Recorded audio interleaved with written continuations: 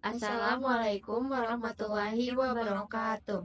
Perkenalkan, nama saya Jihan Hadiani dari program studi S1 Akuntansi dengan NIM 102240027. Dan perkenalkan, nama saya Hilal Nur Awalin dari program studi S1 Akuntansi dengan NIM 1022429. Kami dari kelas C124 akan menjelaskan cara membuat jurnal umum dan buku besar menggunakan sistem periodik perusahaan dagang. Selamat menyaksikan.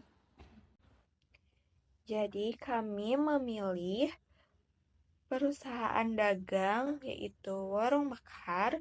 Warung Mekar adalah sebuah usaha dagang yang menyediakan berbagai produk terutama kebutuhan sehari-hari dan barang dagang lainnya. Warung Mekar berlokasi di Jalan Laswi, Kampung Kawungsari, RT 03 RW 10, Kelurahan Marga Mekar, Kecamatan Bale Endah, Kabupaten Bandung. Next, saya akan menjelaskan apa yang dimaksud perusahaan dagang. Perusahaan dagang adalah jenis perusahaan yang berfokus pada kegiatan jual beli barang. Perusahaan ini tidak berproduksi barang sendiri, melainkan membeli barang dari produsen atau distributor untuk dijual kembali kepada customer. Contoh perusahaan dagangnya seperti grosir, retail, dan e-commerce. Next, apa saja yang masuk ke dalam perusahaan dagang? Yaitu ada aset, kewajiban, modal, pendapatan, dan beban. Sama seperti perusahaan jasa. Selanjutnya, apa yang dimaksud dengan jurnal umum? Jurnal umum adalah catatan awal dari semua transaksi keuangan yang terjadi dalam suatu periode. Setiap transaksi dicatat dengan mencantumkan tanggal, akun yang terpengaruh, dan jumlah yang terlibat. Setiap entry jurnal umum terdiri dari dua sisi. Yang pertama debit dan kredit yang harus seimbang. Buku besar adalah catatan utama dalam akuntansi yang menyimpan informasi keuangan dari semua akun yang dimiliki oleh perusahaan. Buku besar berfungsi untuk mengorganisasi dan merangkum transaksi yang telah dicatat dalam jurnal umum, sehingga memudahkan dalam pemantauan dan analisis keuangan. Sistem periodik. Dalam sistem ini, persediaan diperbaharui secara berkala, misalnya setiap bulan atau tahun. Pada akhir periode akuntansi, jumlah persediaan dihitung dan biaya persediaan dihitung berdasarkan jumlah yang terjual selama periode tersebut. Berikut ada transaksi yang terjadi di Warung Mekar dari tanggal 11 Januari sampai tanggal 15 Januari. Saya Jan Hadiani akan menjelaskan cara pencatatan jurnal umum menggunakan sistem periodik di perusahaan dagang Warung Mekar.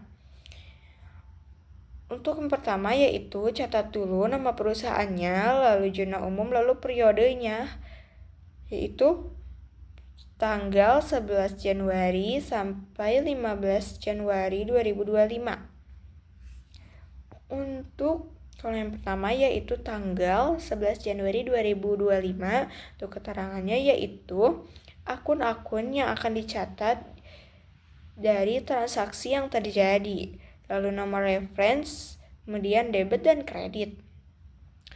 Untuk transaksi yang pertama yang terjadi pada tanggal 11 Januari, yaitu terjadinya transaksi penjualan secara tunai, maka muncul akun kas pada penjualan. Kas dengan nomor referensi 101 di debit senilai 135.500 dan penjualan dengan nomor referensi 401 di kredit senilai 135.500. Selanjutnya, pada tanggal 11 terjadi transaksi pelunasan piutang. Maka muncul akun kas pada piutang. Kas di debit dengan nomor referensi 101 senilai 73.000. Lalu piutang dagang dengan nomor referensi 101 pada kredit senilai 73.000. Selanjutnya muncul akun pembelian secara kredit, maka muncul pembelian pada utang dagang. Pembelian logam nomor reference 501 senilai 164.500 di debit dan utang dagang dengan nomor reference 201 senilai 164.500 rupiah di kredit. Untuk transaksi selanjutnya pada tanggal 12 Januari 2025 ada 3 transaksi. Karena transaksi yang pertama dan kedua itu sama seperti tanggal 11, yaitu transaksi penjualan dan transaksi pembelian. Sedangkan di tanggal 12 transaksi pembeliannya maka muncul akun pembelian pada kas. Karena secara tunai berarti kasnya keluar. Uang kita yang keluar karena secara tunai. Nah, untuk transaksi yang ketiga pada tanggal 12 ini, transaksi ketiga yang terjadi pada tanggal 12 Januari 2025 karena Ibu Teti membeli secara kredit tapi baru membayar separuh, maka munculnya 3 akun. Yang pertama yaitu kas bertambah di debit senilai 20.000 dan piutang usaha 11.500, maka penjualannya di kredit senilai 31.500. Selanjutnya, untuk transaksi tanggal 13 dan tanggal 14 itu sama seperti tanggal 11 dan 12. Jadi sama aja gitu, contohnya kayak gitu. Nah, untuk transaksi yang tanggal 15 ini, transaksi yaitu pelunasan piutang, penjualan, dan pembayaran listrik dan pembayaran gaji karyawan. Nah, karena untuk pelunasan piutang dan penjualan sama penjelasannya seperti tanggal 12 dan tanggal 11, maka saya akan menjelaskan untuk transaksi tanggal 15 yang pembayaran listrik dan pembayaran gaji karyawan. Nah, untuk pembayaran listrik maka munculnya beban. Karena secara tunai membayarnya, maka beban listrik pada kas. Beban listrik di debit senilai 20.000, maka kas di kredit senilai 20.000 rupiah. Untuk transaksi pembayaran gaji karyawan, munculnya akun beban gaji pada kas. Beban gaji di debit senilai 200.000, kas di kredit senilai 200.000. Maka total keseluruhan jurnal umum ini adalah 1.389.000. Maka hasilnya harus seimbang antara debit dan kredit. Maka nilai debit dan kredit itu harus seimbang. Kenapa? Karena kalau tidak balance, itu berarti ada kesalahan dalam pencatatan. Maka harus di double check dan menganalisis dengan benar-benar dan harus teliti. Selanjutnya, untuk cara memposting akun-akun yang ada di jurnal umum ke buku besar akan dijelaskan oleh Hilwa Nur Awalin. Baik, setelah sebelumnya dijelaskan mengenai jurnal umum oleh teman saya Jihan, di sini saya akan menjelaskan mengenai buku besar. Mengenai pengerjaan buku besar ini harus terpatok pada jurnal umum yang sebelumnya telah teman saya jelaskan, ya. Baik, kita langsung aja masuk ke cara pengerjaan buku besar. Gimana sih cara ngerjain buku besar? Oke, yang pertama kita akan mengelompokkan akun-akun tersebut. Yang pertama ada akun kas. Transaksi yang pertama terjadi di akun kas ini ada di tanggal 11. Tanggal 11 ini ada kas 135.500 dan 73.000. Nah, yang 135.500 ini ditambah dengan yang 73.000. Mengapa ditambah? Karena kas ini sama posisinya di debit, ya, teman-teman. Oke, maka kita tulis tanggal 11 Januari itu 208.500. Oh ya, mohon maaf sebelumnya. Pada buku besar ini terdapat saldo yang ditulisnya itu di awal. Mengapa seperti itu? Karena saldo ini uh, adalah sisa persediaan atau sisa transaksi dari bulan yang sebelumnya. Nah, maka dari itu kita akan memasukkan ini di buku besar dan kita akan nulis saldo ini di pencatatan pertama. Jadi yang pertama itu saldo dulu, baru yang berikutnya itu tanggal 11 Januari ada transaksi. Nah, yang transaksi tadi yang telah dijumlahkan kita masukin. Oke, yang selanjutnya ini ada di tanggal 12 Januari. Tanggal 12 Januari ada 2 ya teman-teman. 117.000 sama 20.000. Itu juga sama, kita jumlahkan karena sama-sama posisinya di debit, sekitar 137.500. Akan tetapi tanggal 12 ini juga terdapat akun kas yang posisinya ada di kredit. Nah, buat yang posisinya di kredit kita akan tulis di kredit. Boleh apa enggak nih? Apa ya? Di satu tanggal yang sama terdapat 2 pencatatan debit dan kredit. Boleh ya teman-teman.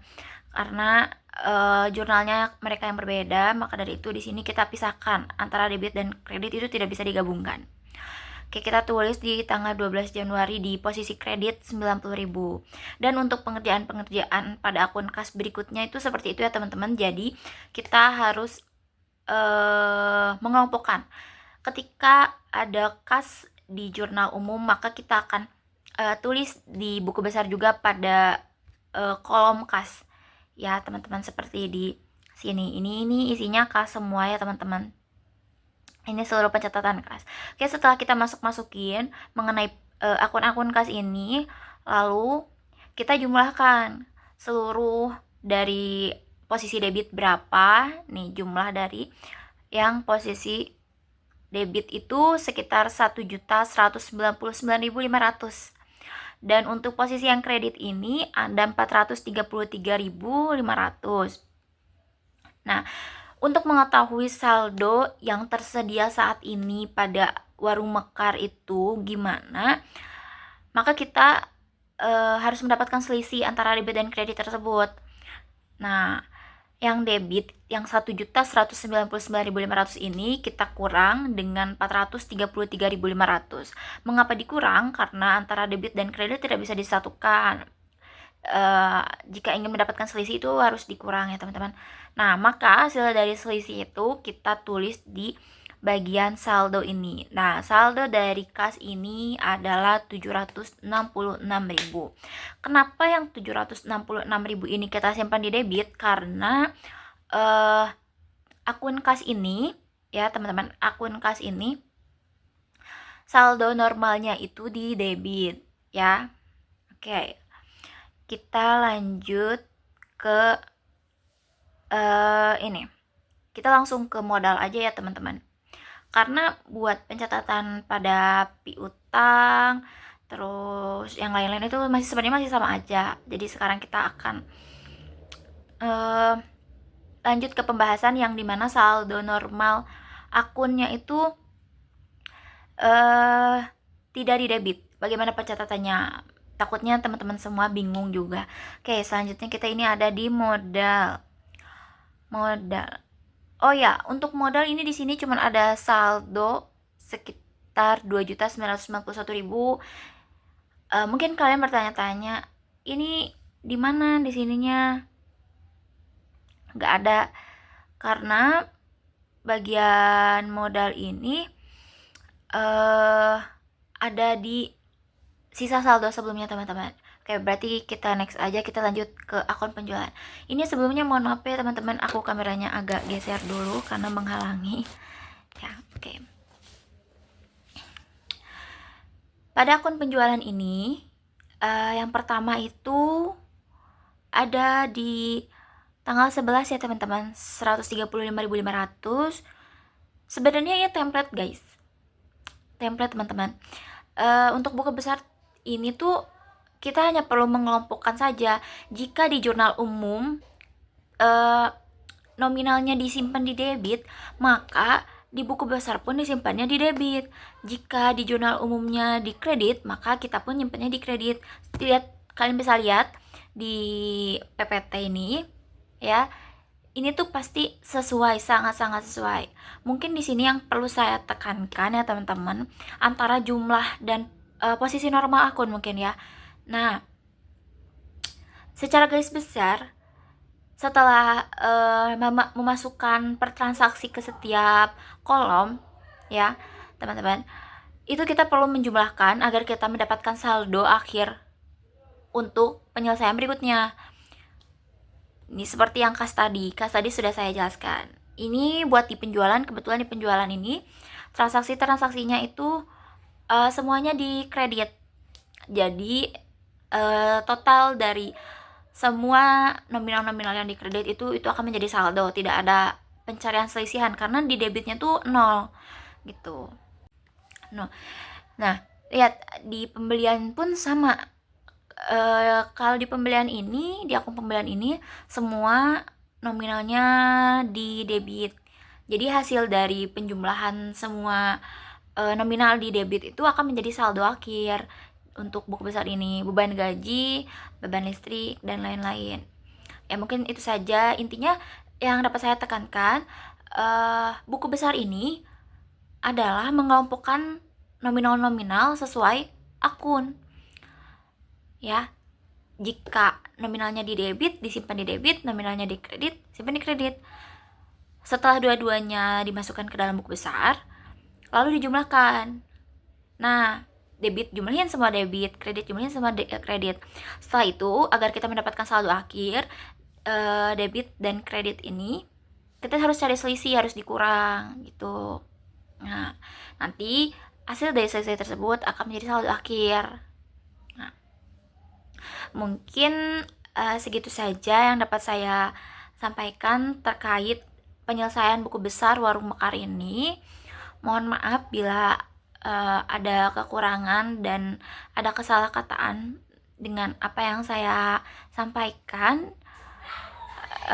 Segitu saja dari saya. Wassalamualaikum warahmatullahi wabarakatuh.